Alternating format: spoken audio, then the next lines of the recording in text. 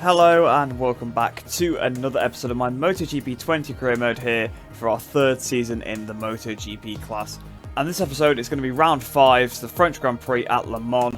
Hopefully it will be a little bit better than the last couple of episodes because we have actually struggled due to the tyres in the last couple, obviously in Termas. I couldn't get any heat in the front tyre and the rear was overheating. And similarly actually in Jerez, I had the same thing, but Jerez was the rain, so I kind of expected to struggle a little bit there, whereas Termas, it was kind of a bit of a surprise. But we still secured 2 5th positions, so we still lead the championship at this point in time. And something I did actually forget to mention at the end of the previous episode is that this frame upgrade is finally done for the Moto2 bike. So it literally just finished after the Jerez race, that's when it's finished. So now we actually finally do have one upgrade on the Moto2 junior team. The Moto3, it's obviously going to be a long time before we get any more upgrades on that, since it's going to be 10 weeks to that final engine upgrade comes in. But we need to advance forward to the French Grand Prix first, onto week 20 of the year. So it's actually gone very, very fast because we're almost halfway through the year. And you're only at round 5 of the season, so it kind of shows you how bunched up they are later on. But we've got a notification on the personal manager, so we've got a new one applying. Ooh, it's an S grade. Wow, that is good. So we actually would get a fantastic deal if we went for this person because they've got 100 on sort of the management, but they're really bad on the credits, pretty bad on actually searching for contracts. So the main thing we would actually gain from this would be better bonuses and salaries. But of course, I can't really afford to hire a new personal manager at the minute because we're pretty bad financially, because you can see we're now down to 88,291, so we're finally below 100,000. Obviously that's because we're paying the wages every single week, so it's not going very well for us. But then we have also got a notification here on the technical staff, on the data analyst. So Isabella Ferreira, we've seen that name plenty of times when the book used to be there and she was the only one that could actually apply an S++. So my reputation really is going up and it's going to allow me to get better staff, but it's just too expensive. We just can't afford it, so I have to stick with the people we've got now. But to be honest, it doesn't matter a massive amount anyway, because I've not really been upgrading the bike, because I think the bike is already fully upgraded so as far as the game is concerned, because it's a custom team that we've added on. I think the upgrades aren't applied quite correctly because the bike actually feels really good on track anyway. But without any further ado, let's head into the French Grand Prix. I'll see you down on the grid for the Moto3 race. I'm hoping that we will get at least one top 5 here because we really do need it now, because we are going to go into the red if we don't this week. So here we are then down on the Moto3 grid. And Manuel Hernandez has qualified in 14th place, Johnny Stewart in 8th. But unfortunately, it's another fully wet weekend, so it's going to probably be similar kind of pace to the previous episode. Although that might be quite good in Moto2 because Akagi was actually running really, really well in the rain in Jerez. So hopefully he can try and carry that forward. But for now, of course, we've got to focus on the Moto3 riders. I'm just hoping that Stewart can get off to a decent start from 8th on the grid. If he can get up into the top 5 early on, he might want to hang on to that. But you never know what's going to happen in these races. So let's get this one started and see what happens. So interestingly enough, it's actually Alcoba on pole position, so that probably bodes pretty well for them. But lights out and away we go. I struggled to swap to Johnny Stewart then because, of course, he's the lead rider. I want to be on board with him. But he has had a pretty good start. He's up to 5th place already. Looks like he's up the inside of Yama Masia as well, up to 4th place. In fact, I think he's in 3rd now, but it still says he's in 4th because Mino's going around the outside of him.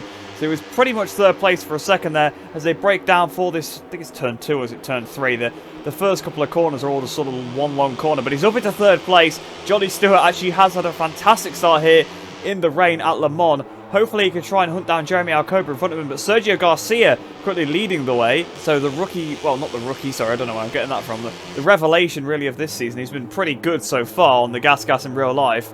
Obviously there has only been 2 races, but it seems to be transferred over to the mod here. He is leading the race ahead of Jeremy Alcoba in 2nd, then in 3rd place, we've got Johnny Stewart. 4th, McPhee. McPhee will want to be staying as far away from Alcoba as he can, but Hernandez, meanwhile, has had an absolutely abysmal start. He's down to 15th place now. Really the rider that should be the lead rider in this team because, of course, it's his 2nd season with us. Oh, and Garcia's down! So as I was speaking about Garcia being good, Garcia's absolutely crashed out at Garage there, which promotes Johnny Stewart up to 2nd position. So this is definitely the best position one of my riders has ever been in any race. Except, of course, obviously, when they've qualified on pole, of course, they've been in the lead for a very short amount of time. But this is just legitimately up to 2nd position from not the best position on the grid. So Johnny Stewart on a bit of a charge here, and it looks like he might be close up to Jeremy Alcoba a little bit. But Manuel Hernandez is still struggling down in 15th place, so he's still not picked up any position since that first sector. In fact, obviously Garcia went down and he still hasn't gained a position, so he must have lost one as well. So as they come up towards the line, then Alcoba leads ahead of Stewart in second with McPhee in third. So 2 Brits on the podium as it stands, with Jan Masia in fourth and Dennis Fodger in fifth place. McPhee looks like he's gone to the inside. Oh, that was close. John McPhee definitely looking for a move on Johnny Stewart now. McPhee wants to get up into that second position. He wants to hunt down Jeremy Alcoba for that lead. But they are running in a little train at the minute, which does tend to happen quite a bit. I mean, if they get stuck in a train like this whilst my rider's in second place, I'm not going to be too angry about that one. But if you can try and get into the lead, that would be absolutely fantastic. So update on where Hernandez is. He's managed to fight his way up to 13th place, so he is picking up some positions. So hopefully he'll be able to pass some of the riders ahead of him and get a little bit higher up. Hopefully he can get into the top 10, because there is only 3 places between him and that. But if we swap back to Stewart, just to keep my eye on him, obviously I want to just make sure that, well, I can't do anything about it, but I want to see if he makes an overtake or if he gets overtaken. I don't want to miss that. So coming down towards the Dunlop chicane is McPhee. Going to have another look up the inside. He tried again, but he was a little bit further behind than on the previous lap of Johnny Stewart there, so he couldn't quite edge alongside as much as he did before. Although, to be honest, he wasn't really that close to him on the previous lap, but this time he was even further behind. So Stewart sitting in second position. He looks fairly comfortable right now, which is really, really good to see. Back to Hernandez then. He's up into 12th place now. He's got past Philip Salach. He's got one of the BOE bikes in front of him. So as they come up towards the line then to finish half race distance, Stewart does the fastest lap of the race. So even quicker than Jeremy Alcoba, and he's closing up to him now. Can he go for a move down towards the chicane? That would be absolutely phenomenal if he can. He goes to the outside, down towards the Dunlop chicane. He's on the inside. Johnny Stewart hits the front. Johnny Stewart takes the lead in the French Grand Prix, but Alcoba's still got the inside. Stewart trying to hang it around the outside, goes to the curb, and he's taken the lead. Stewart leads ahead of Jeremy Alcoba here then in the French Grand Prix with John McPhee in third position. I can't believe it. Johnny Stewart hits the front in only his 5th race in Moto3.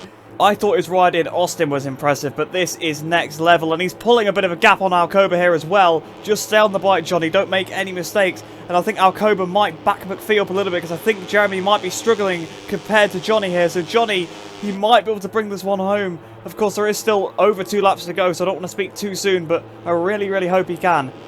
So they come up towards the line then to start the penultimate lap of the race. Stewart still leads. He's got a bit of a gap over Jeremy Alcoba there. So Alcoba's dropped back towards McPhee. So just 2 laps to go. I really can't believe this. We've never even had a podium for the biker racing team, and we've potentially got a win here on his hands. Of course, there is still a couple of laps to go. McPhee looking at the inside of Alcoba, but he couldn't quite pull it off there into the chicane. But there is a big train of riders behind Johnny, so we've got to make sure he doesn't make any mistakes, because he could be shuffled back if he does. Just to double check where Hernandez is, he's still sat in 12th place. He now is behind Pedro Acosta, who's looking up the inside of Stefano Nepa, but he couldn't quite pull that one off. So Hernandez in a bit of a fight here, but he's absolutely nowhere compared to his teammate. Through the last corner then for Stewart, about to start the final lap, and he's got a bit of a commanding lead over Alcoba still. So he's just got to hang on this one last lap ahead of Jeremy Alcoba and John McPhee behind. And this could be the first win and podium for biker racing here. Artigas does the fastest lap of the race, but Artigas is down in 8th place, so we've not got to worry about Xavi Artigas there. McPhee tries to get the inside of Alcoba once again. Alcoba once again manages to just stay in front of him. Stewart has got plenty of tyre left, so he's just got to bring this one on home. He shouldn't drop back, but Alcoba's not too far behind, so he can't afford to make any mistakes on this final lap. This is going to be pretty nerve-wracking for the young Brit in the lead of the French Grand Prix. Just one last little update to see where Manuel Hernandez is. So he is now up into 11th position. They have managed to pass Pedro Acosta, but it looks like Philip Salach trying to go round the outside of him. It doesn't look like, unfortunately, that Hernandez is going to get in the top 10, because I can't see him passing Stefano Nepa here. But through Garage Vert, of course, the corner where Sergio Garcia crashed out of the lead of the race. Oh, Johnny Stewart losing the rear end through there. That was a high-mouth moment right there. I thought we were going to see a repeat of what happened to Sergio Garcia on the first lap, but Stewart kept it upright. He's got a little bit of a lead still over Alcoba. This should be enough as we come towards the final half of the lap through the chicane. He's just got to go round a few more corners. This is so nerve-wracking here. We could finally get a podium, finally get a win here in our 2nd season in Moto3. Alcoba is closing a little bit as we go down towards the penultimate turn. I think Johnny Stewart's got this one in the back through the penultimate turn, and the little straight between the two of them through the final turn. Out of the last corner, Johnny Stewart comes on towards the line to win the French Grand Prix Moto3. We've finally got a win for biker racing, and out the last corner, Manuel Hernandez, unfortunately, is only going to come home in 11th place. Quite disappointed, really, there, but Stewart wins the race. Fantastic ride from Johnny Stewart to bring that one on home. half a second ahead of Jeremy Alcoba in second place. Alcoba kept him honest right to the flag there, but Stewart comes out on top from 8th on the grid as well. A fantastic race.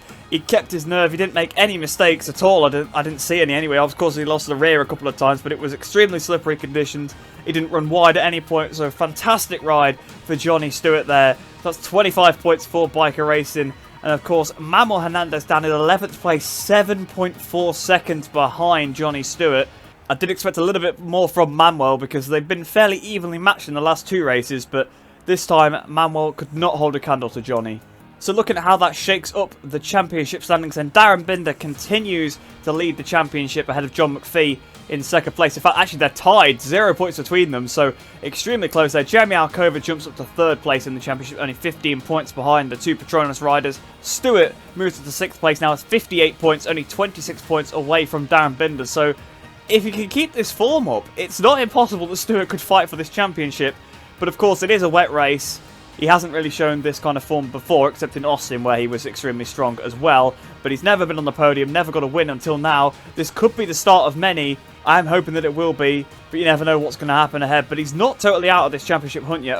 Obviously, only 5 rounds in, 26 points down. That's absolutely nothing.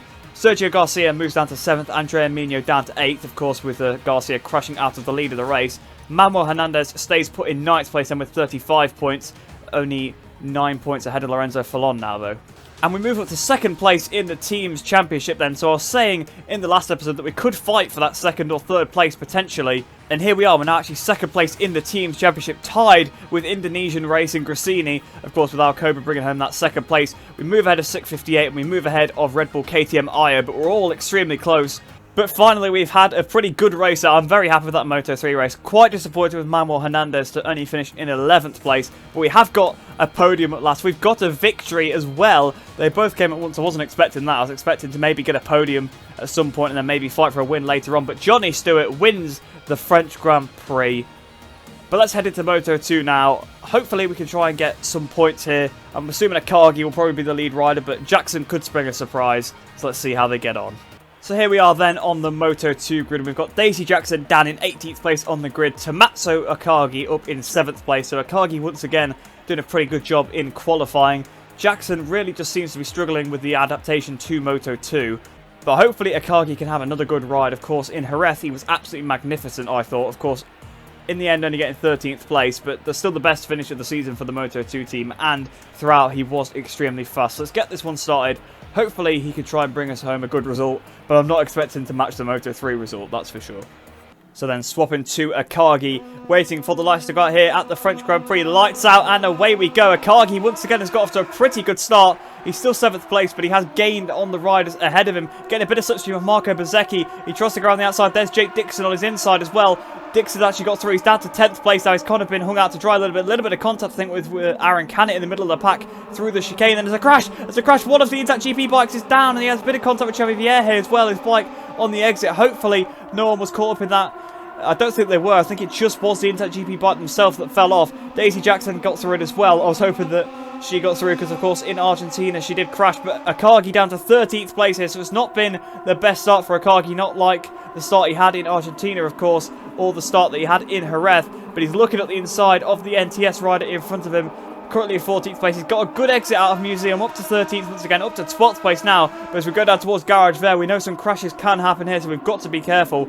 Hopefully there is no crashes, well, at least for my riders anyway. We're going through this corner. Yeah, it looks like everybody's got through a little bit on the inside there. Daisy Jackson's actually pretty close to Akagi in this one, 18th and 14th currently, but they're extremely close on track, only a couple of meters between them. So to go down towards the chicane, then Akagi is sort of being shuffled backwards from that 7th place on the grid. Round the outside goes Nicola Bolega. Arenas now up the inside of him. Is Arenas going to get it? Not quite. Canet's right there as well, so both of the Aspar bikes side by side. But they go past Akagi. Cameron Bobier goes right the outside of Akagi as well. So Akagi's lost 10 positions on this opening lap. It's been a dreadful opening lap for poor Akagi. And now Jackson is really right behind him. Side by side with one of the Honda Team Asia bikes. Up the inside she tries to go. Has she pulled that one off? In 21st place, she's side by side with Tom Chandra through the final corner. Tom Luthi on the outside there is with not Xavi Vierge, don't know where I got that one from. Celestina Vietti, what I meant to say. They're all how many wide on the straight here? 4 or 5 wide as they go through the first corner. Tom Luthi round the outside, everybody round the outside of Jackson. Jackson's down to 24th position, up to 22nd again briefly. As they go through the chicane, she's trying to hang it around the outside, up the inside. She actually has got back up into 21st place, so fair play. Akagi still sat in 17th, a few positions ahead of her, but yeah, it looks like they are going to struggle in this one because they're outside the points already, and it's only the second lap of the race. Here comes Baltus on the inside. Oh, he couldn't quite pull that one off. He looked for it. He almost went for it, but he just wasn't enough alongside to stick it at the inside, but now he is through the next part of the corner, so Akagi goes a little bit wide, back behind Barry Baltus. So now it's Tom Luthi, the rider behind Akagi. So Akagi's actually closer got to the back of Balega here. He might be going for a move on the inside into the chicane. Oh, almost. He was kind of side by side with him a little bit. He got his wheel alongside, but not enough to actually pull off the move. So Akagi has got a little bit more pace than the rider ahead of him, and Siren as well. Looks like he's dropping back. So this could be a repeat of Austin, where sort of the last minute he picks up a couple of positions and gets into the points. But he's got to watch out. Both the SAG bikes are behind him, with Tom Luthi and Bo Benschneider, and they'll definitely be trying to get past him. Looks like Sam Lowes is dropping backwards in front as well. So for whatever reason in this season, Sam Lowes keeps being sort of a bottleneck. It was the same in Jerez as well. He was holding up a bit of a group in front of him, but this time it seems even worse because he's now been passed by Baltus. Siren goes around his outside as well, so I'm guessing Akagi will definitely be passing him in a second because Balega's probably going to go past him, and Akagi will probably follow Balega straight through. So there's an absolute gaggle of bikes out in front of them, all the way up to the top 8. This big pack here, and Akagi is in the slipstream of Nicolo Balega. Can he try and pull the move off? Because Balega's still not managed to pass Sam Lowes yet. He went for it into one of the chicanes towards the end of the lap, but he couldn't quite pull it off. And it looks like one of the Aspar bikes is actually slipping through it as well. Almost contact between the 4 in front through that corner. Akagi's got a pretty good exit off the chicane, 3 wide ahead of him. Is he able to make any kind of move as to go down the hill through La Chapelle? He's up the inside of Nicolo Balega. I'm sure he's got this one done. Sam Lowes is really, really wide as well. Will he be able to pick off Lowes as well? Not quite. She's up to 16th place. Only 1 position between him and point scoring. And he goes around the outside of Lowes, and it looks like he's going around the outside of Canet as well. So 3 wide through Museum. And that actually might have cost him. I think that might have allowed Balega back through. But he's still on the outside of Sam Lowes. 16th place, side by side with Lowes and Balega down towards Garage Vert. This is going to be close. Canet's now been shuffled to the back of the group. Balega's wide as well, so Akagi is now up to 15th place, and he's still not even past Lowes yet, so 14th could be on the cards here. Tom Luthi follows him through, past both of the bikes he was battling with there, so past Balega and Canet, although I think he's still side by side with Canet on a straight, so I think Luthi didn't quite have the position like I thought he had. Remy Gardner seems to be holding up the pack in front of him as well, so Remy Gardner seems to be shuffled through. One of the NTS bikes, I think that's Siren, was going round the outside there, because Siren's actually got back in front of Baltus now as well. Both the Mark VDS bikes side by side in 13th and 14th positions. Balega all over the back of Akagi now, but Akagi's looking for the move on Sam Lowes. He's up the inside. Oh, he couldn't quite pull it off, but Balega is up the inside of Akagi as well. And look at this gaggle as they come up towards the line to start the final lap of the race. And this is the battle for like 9th place as well. But side by side, Akagi still in 15th. Balega looking for a move past Akagi. Akagi keeps it for now, so Akagi still sat on that 1-point scoring position. Augusto Fernandez, now the Mark VDS bike in front of him. Luthi looks at the inside, he gets past Balega, but he's not able to pass Akagi. So Akagi still sat in 15th place. Hopefully he can pass one or both of these Mark VDS bikes, but Remy Gardner is now only 2 bikes in front of him. So Remy Gardner's gone from the lead of this pack to right near the back of it very, very quickly. And I'm not sure where Jax is. Jax is in 23rd, just off the back of this group, unfortunately. So I don't think she's going to be able to pick up any pieces. But Akagi looked to go around the outside of Fernandez. I don't think he's going to pull that one off. And I think that's going to cost him to Tom Luthi behind, because Luthi has got the better line. Although Akagi probably had a little bit of a better drive being on the outside. But I think Luthi's probably got this one being on the better bike as well. He's on the outside. In fact, though, he's actually managed to lose it there because he went so wide through. I think there's been a crash. I'm sure something just popped up on the right side of the screen. I was going to say there was a crash, but it doesn't look like anybody's gone, so not sure what was going on there. I don't know if it was a graphical glitch or something. But as they go down the straight then, Akagi goes past Augusto Fernandez, makes it up into 14th place. He could actually have a joint season best here if he could try and pass Remy Gardner in the dying couple of corners. Sam Lowes is actually checked out again now. He's gone past Cambobier as well, so Sam Lowes picked up a bit of pace. Ooh, Akagi looks at the inside of Remy Gardner there. Can he pick him off? There's only 3 corners to go. Will he be able to do it? Coming out of this corner, there's only 2 corners to go. The penultimate and final corner. He's going at the inside, though, into the penultimate turn. Akagi up into 13th place. Can he past Bobier as well. I don't think he's going to be able to. If he had another lap, he probably would have done. But out the last corner then, Akagi is going to come home in 13th place once again. So his best finish of the season, 2 races in a row, and Jackson down in 23rd. So Joe Robertson absolutely obliterated everybody in that race. He won by 8.9 seconds ahead of Jake Dixon in second, and with Fabio Di Gianantonio in 3rd place. So Joe Roberts has dominated this championship. I'm sure he's won the last sort of 3 races, and that was a dominant victory there. Akagi, like I said, coming home in 13th place, so a good finish there for Akagi. Not a bad race actually for Daisy Jackson in 23rd position there. She wasn't too far behind her teammate, and that's how close Moto2 is. 2 seconds, and that's 10 positions there, so an extremely close fight at the end, but well done to Akagi for once again picking up another 13th position in very different circumstances actually to the last one, but the result was the same, so can't be too disappointed there. He sort of bided his time, he saved his tyre, and he made his moves right at the end, so fair play to Akagi. In the Riders' Championship then, Jake Dixon moves up to 3rd place in the standings, moves up 3, Tom Luthi moves down 3. Joe Roberts now got a 24-point lead ahead of Tony Arbolino, so Joe Roberts really is dominating this championship. If we have a look at where my 2 riders are, Akagi stays put in 23rd position with 7 points now, so he's tied with Marcos Ramirez and Somkiat Chantra, and Daisy Jackson stays ahead of Raul Fernandez at the bottom of the table. So in the Teams Championship then, Italtrans take the lead ahead of Intact GP in second. Of course, one of those bikes did crash during the race. That's probably part of the reason why, obviously, Joe Roberts picking up yet another victory. If we look down at the bottom of the table then, we're still only in front of MV Agusta Forward Racing with 0 points. But we are now tied with the Honda Team Asia team, so it's not the end of the world. We could maybe get 14th in the Teams Championship in the next race. We might want to move ahead of them. There's still a long way to go in the season, and most of the teams around us have got very few points, so we could move up quite far compared to where we are currently. But at the minute, the target obviously is to probably just move up 1 position in the championship, just move up 1 at a time. So Honda Team Asia is going to be the target for now. We're tied with them already, so it shouldn't be too hard. As long as we beat both their riders in the next race, we should move ahead of them. But now all that's left is the MotoGP race. Yet another wet race, and Le Mans is not the easiest track to pass on, so this one's going to be quite hard. But since Johnny Stewart did get the win in the Moto3 race, I really want to get another win now in the MotoGP race. So that's my target. I'll see you down on the grid. Hopefully I can get it. So then, Maverick Vinales on pole position then. Once again, I think he was on pole also in Jerez as well. Jack Miller alongside him then on the Ducati Lenovo bike, obviously the factory Ducati. I'm going to quickly change my tyres. Again, I'm going to go onto the medium tyre because it is going to spin up, it is going to overheat, we know that, but the soft tyre would be even worse. Fabio Quartararo then in 4th place on the grid, so both the factory Yamahas very close to the front of the pack. And of course myself down in 23rd position because once again, of course, we're not doing any qualifying for this season. I might take a little bit of fuel out of the bike potentially because I'm not going to use too much. I think I might take it down to... I don't want to take too much off, so I'll take 12 laps of fuel and we'll run power mode 0 throughout the race because it's better for controlling the wheel spin anyway, so I may as well try and be a little bit lighter off the start, carry a little bit less fuel and just try and make my way through on the opening lap because I think that's where we lost a lot of time last race. We only passed about 3 riders on the opening lap where usually I'd want to be passing around 10 at very, very least. That would even be a bad lap sometimes in the dry.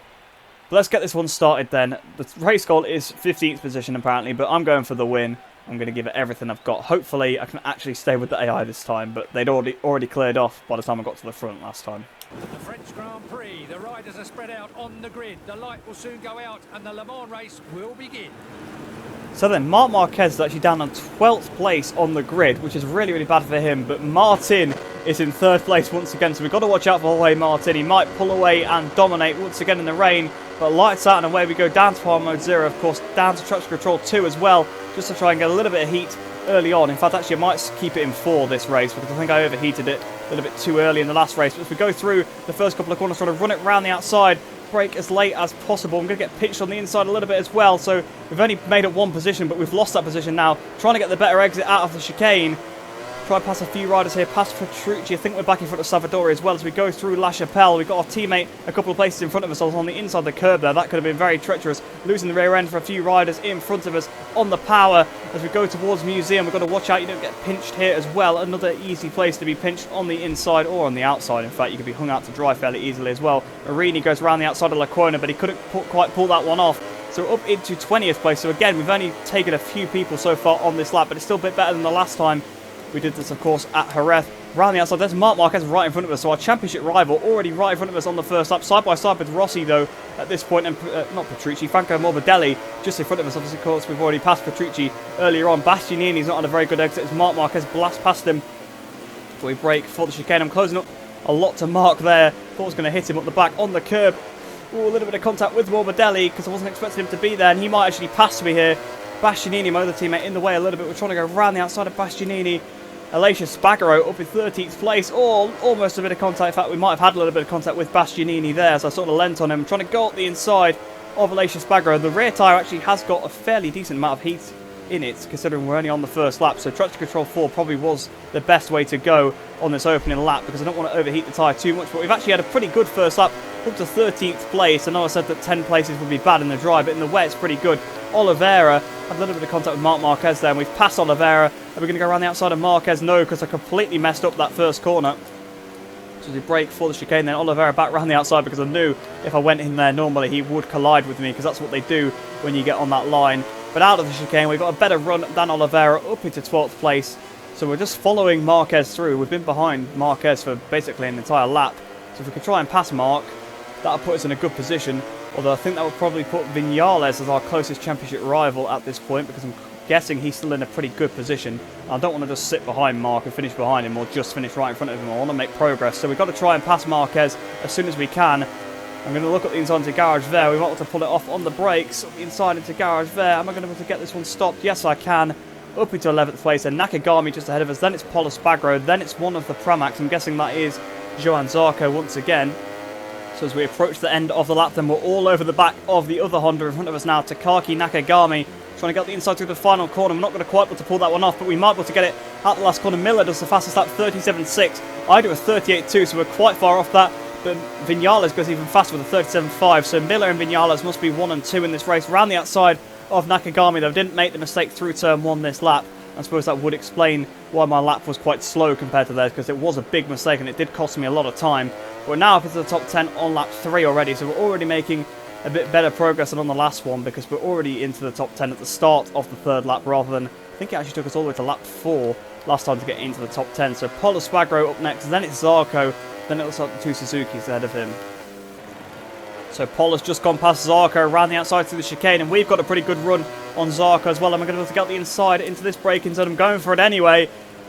That was a risky move, but we have actually pulled it off. So up into 9th place, then Pol Espargaro ahead of us, then it's Rins, then it's Mir, then it looks like Fabio Quartararo, and I'm guessing it must be Bagnaia ahead of him, because I think Miller is out front currently in this one. We go through turn 13, going a little bit hot.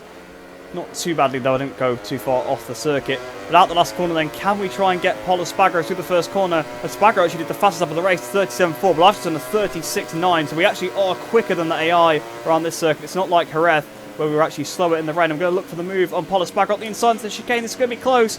Pol holds it around the outside. Fair play to Pol there. If it was anybody else, I think I probably would have got that one done, but Pol hung it in there. I avoided the contact. It was very, very good, very, very close. So Pol still keeps that 8th position for now. It's actually probably one of the best pieces of AI defending I've seen. I'm guessing it wasn't deliberate. He probably just rode like I wasn't there, and I have managed to avoid the contact, but it was pretty good. As we go into Museum, maybe I can fire it out of here and try and launch it up the inside into garage there, but on the curb a little bit on the exit actually didn't upset my run, which I thought it would. The fuel's going absolutely crazy right now. I've got 33 laps of fuel remaining in Power Mode 0, so that's always nice to see. Obviously, go under fuel in the bike probably was the right call. I did think it would be, because I saved a lot of fuel in the last one. But out of garage there then, in the slipstream of Pol Espargaro, I want to try and finally get past this second Repsol Honda, because I've been behind him for almost 2 laps now, and I go to the outside in the chicane. Not the best idea, but I couldn't quite squeeze at the inside, I didn't think. But in the second half of the chicane, I've got the better run side by side with Pol, edging him out towards the curb. This is where we went on the inside of Zarco on the previous lap, and we've got past Pol now. I've gone a little bit wide though. Pol wasn't able to get through, so up into 8th place then. Up next is Alex Rins, then it's Joan Mir. But in this race, it seems like the leaders actually aren't escaping like in the last one, so we might actually have a shot at a podium this time. So through the final corner, we've actually had a pretty good run on Rins. We might want to pass Rins already. We only just got onto the back of him as well. 36.9 once again, so again, faster than what the AI will have put in, because they didn't beat my previous 36.9. But we go past Rins and up into 7th place. Joan Mir up next, and Quartararo looks like he's trying to find his way past Bagnaia ahead, so battling AI, that will slow them down even more. We should be able to catch them up and make some moves. So we're right on the back of Mir now. Might go for the dive bomb like we did on Zarco. Up the inside, not quite as much of a dive bomb actually on Mir, because we're still sort of side by side. I've got the move actually done now. So up into 6th place, Fabio Quartararo. Up next, then it is Bagnaia, then it's Vinales, then it's Martin, and then it is Jack Miller in the lead. So 36.8 on that lap, then a new fastest lap of the race. So we're just getting faster and faster every lap, which is really refreshing compared to Jerez, where we were so slow compared to the AI. Had absolutely nothing to the leader's pace, but they hadn't already got away when I got here this time, so I can actually run their pace. They can't just do the qualifying laps because they're not out front on their own. So can we try and pass Fabio earlier on this lap? Oh, let's go look at the inside into La Chapelle, but that would have been a bad move, and we lost the rear. Probably lost quite a bit of time from that. The rear, the right-hand side is extremely hot at this point in time. Hopefully it will cool down around the rest of the lap, or on the left-hand side of the tyre a little bit more. But out of Museum, we might be able to have a run towards Garage Verde. We've not got the power. Obviously, running in power mode 0, it does get you out the corners a little bit better, but you don't quite have the top end that you would normally have. And I don't know what the AI run. They're probably running power mode 1 throughout the race, I would have thought. Other than they would run out of fuel every time. You always have to go into 0 a little bit. So, not really sure about that one. But we are right behind Fabio Quartararo. We might be able to have an attack down towards the chicane. He goes defensive. I might be able to go around the outside of him. He moves over towards the outside, but we go around the outside of him regardless. The rear is stepping out all over the place. We've got past Quartararo now. Hopefully he won't get the switch back on me, because we didn't take the best line through the second part, but we are now up into 5th place. The front three actually are pulling away from Bagnaia a little bit now, so good job I actually am making my moves through the pack, because I can get onto the back of them before they get too far ahead of him. So we need to try and pass Pecco.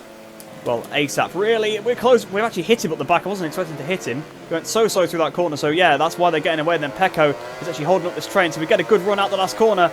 Look towards the line. 37.3. So, yeah, a little bit slower on this lap. Bagnaia actually pulling away from us, obviously, in power mode 0. But we've got the slipstream. Around the outside we go. We've passed Bagnaia now up into 4th place. The 3 podium runners ahead of us. We've got to go hunt them down. But I've made a big mistake into turn 3. Bagnaia back through again. I brake too late. That could be very costly because, of course, we are halfway through the race. They might start to try and pull that out a little bit, because they've got probably about a second and a half over Bagnaia at this point, so it's a little bit too much for my liking, but we've got a really good run out of La Chapelle, so Bagnaia is definitely the one struggling at this stage. We go around the outside to Museum, but we can't quite pull it off.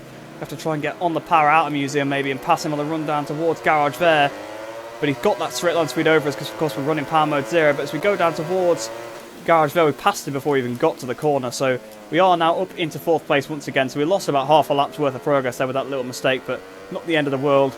Got to get my head down then now and see if I can catch up to the back of Maverick. So Miller does a 36.7, I do a 36.6, so a little bit quicker than Miller, 1.1 seconds behind Vinales now. We are closing, but very slowly.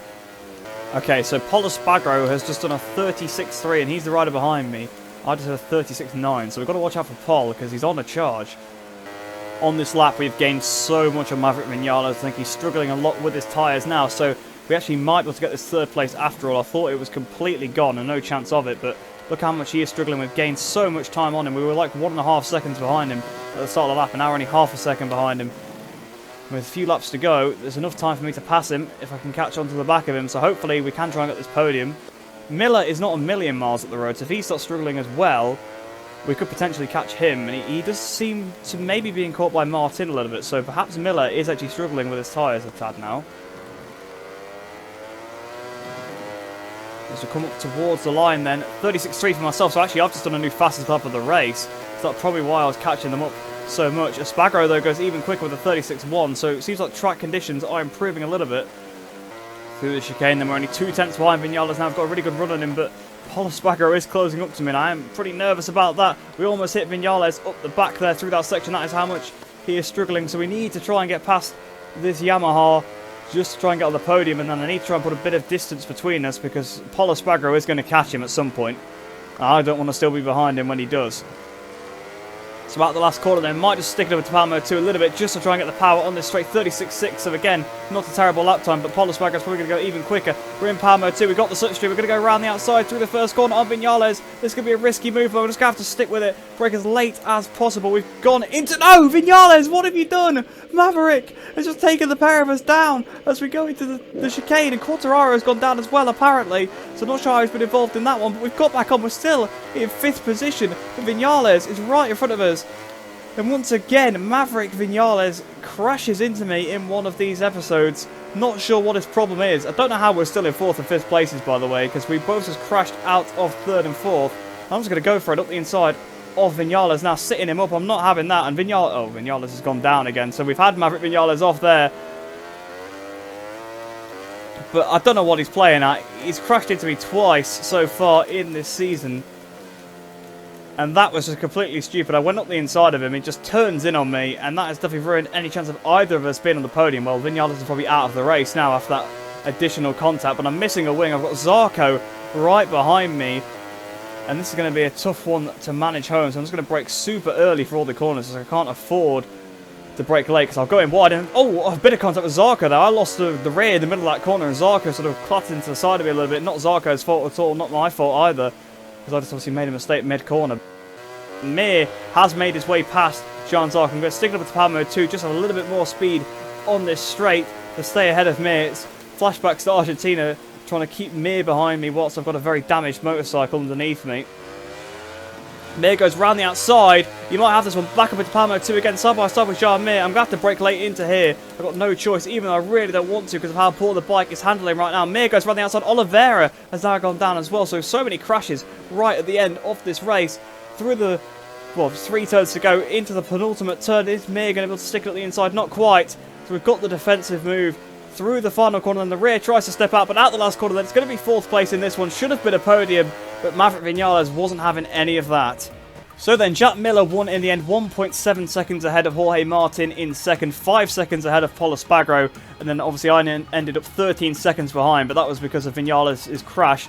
Vinales actually still came home in 7th place anyway, so not the end of the world for him. I think he would have been passed by Mir and Zarco 100%, even if we hadn't have had the second little bit of contact there as I went up the inside of him. Marc Marquez ends up in 13th, Bagnaia in 14th. Of course, he was dropping back through the pack when we caught up to the back of him.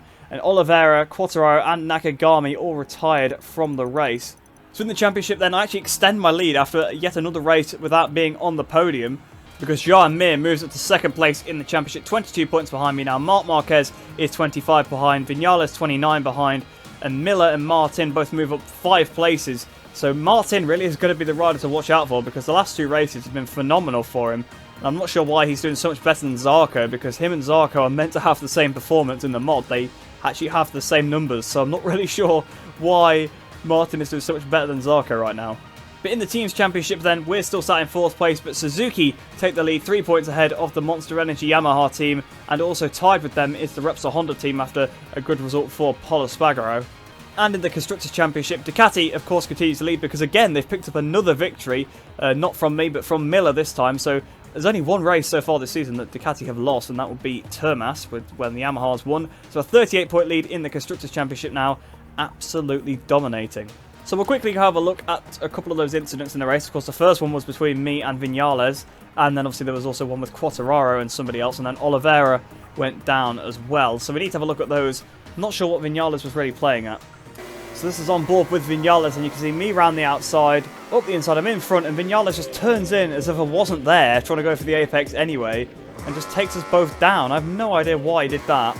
I've seen the AI do it before, and I was just hoping that he wouldn't do it, but he did. He just turned. It's so strange. They have no awareness of the player whatsoever, because easily he could have sat up here, and in MotoGP 19 I actually think they would have done, because they used to sit up way too easily in MotoGP 19. It was a criticism that I did have, and I'm glad they sort of addressed it with 20, but they almost went too far the other way, because this was such an avoidable collision.